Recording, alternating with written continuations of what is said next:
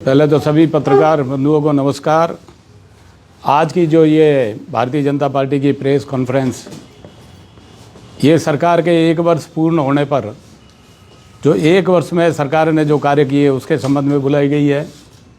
दोस्तों, मैं आपको बताना चाहूँगा कि 2023 के विधानसभा चुनाव में भारतीय जनता पार्टी ने जनता के साथ में जो संकल्प पत्र के माध्यम से वादे किए थे, आज सरकार को लगभग 1 वर्ष से थोड़ा समय ही ऊपर हुआ है। इस समय दरमियान लगभग 50% जो हमने जो वादे किए थे वो हमने पूर्ण कर दिए। सबसे बड़ा जो पूर्ववर्ती सरकार में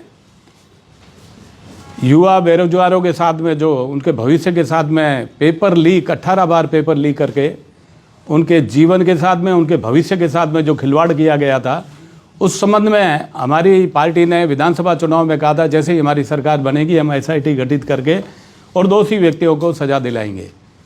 जैसे ही भजन लाल जी ने मुख्यमंत्री की शपथ ली, उसके तुरंत बाद एक एसआईटी का गठन हुआ। एसआईटी ने आज अपनी जांच जारी करते हुए, मैं आपको बताना चाहूँगा, भारत के इतिहास में ये पहली बार हुआ है जब पेपर लीक के माध्यम से जो 50 ट्रेनिंग थानेदार, आपने भी अखबारों में पढ़ा होगा, जो ट्रेनिंग ले चुके थे और थानेदार पोस्टिंग के इंतजार में थे, और जब ये जांच हुई, जांच में पाया गया कि ये जो व्यक्ति है, ये जो थानेदार बनने जा रहे हैं, ये पेपर लीक के माध्यम से, नकल के माध्यम से, पेपर खरीद के माध्यम से अनैतिक तरीके से इन्होंने परीक्षा पास की है। वो सब जेल की शिक्षकों के अंदर है। ये देश के इतिहास में पहली बार हो रहा है। और आगे भी मैं आपको बताना चाहूँगा, हमारी सरकार की नीति और नीयत एकदम साफ है। हमारे से पूर्ववर्ती सरकार, कांग्रेस की सरकार, जिसकी न नीति थी न नीयत।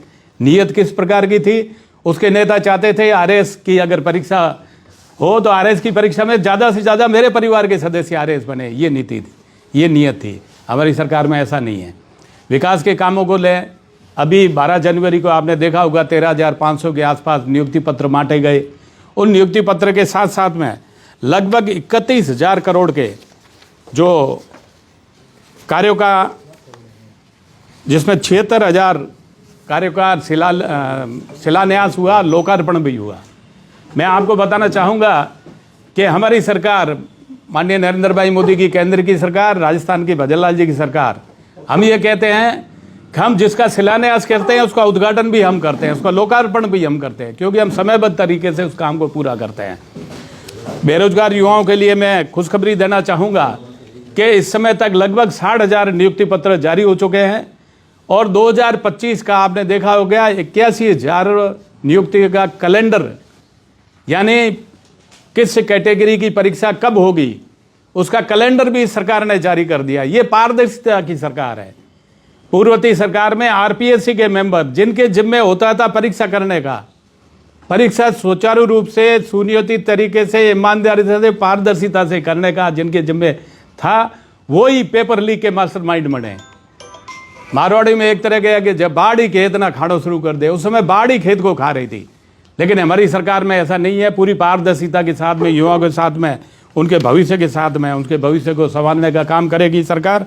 और जहाँ तक वादों का बात है, चाहे शिक्षा के क्षेत्र में हो, चाहे चिकित्सा के क्षेत्र में हो, चाहे सड़क के क्षेत्र में हो, चाहे इंफ्रास्ट्रक्चर के क्षेत्र में, हर क्षेत्र के अंदर ये जो हमने जो वादे किए थे, वादे हम पूर्ण करते जा रहे हैं। हम 5 साल का इंतजार नहीं करेंगे।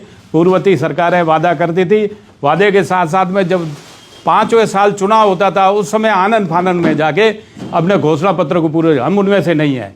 हमारा जो बजट जो माननीय मुख्यमंत्री जी ने जुलाई में पेश किया था, उस बजट के अंदर भी कईयों के ने प्रतिक्रिया करी थी। ये ऐसा लगता है कि जैसे चुनाव हो। हम चुनाव को ध्यान में रखते हुए बजट या विकास के काम नहीं करते। हम सतत विकास की ओर अग्रसर है।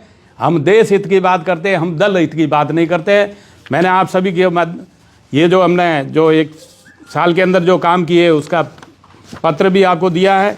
इसका आप अवलोकन करें और ज़्यादा से ज़्यादा अपने पत्रकारिता के माध्यम से आम जन तक ये बातें पहुँचाएं। ऐसी मेरी आप सभी से आशा और विश्वास। जय हिंद, जय भारत।